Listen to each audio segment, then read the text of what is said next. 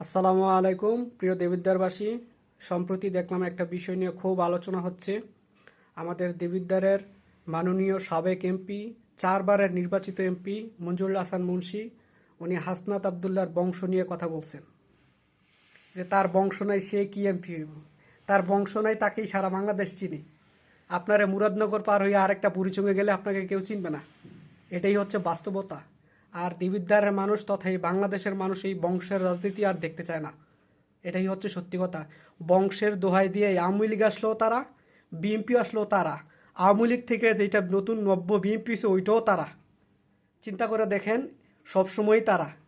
তো এই বংশের রাজনীতি মানুষ আর দেখতেছে না। বংশ দিয়ে আমরা কি দুইয়া পানি খামু? আমাদের দরকার সৎ, যোগ্য এবং নেতৃত্ববান নেতা, যে আমার টাকা বিদেশে পাচার করবে না, যে আমার টাকা সঠিকভাবে সঠিক জায়গায় ব্যবহার করবে, রাস্তাঘাট উন্নয়নের টাকা দালালি করবে না, চাঁদাবাজি করবে না, এমন নেতা আমাদের দরকার। এখন আমার বন্ধু আমাকে বারবার প্রশ্ন করে যে আমি কোন দল।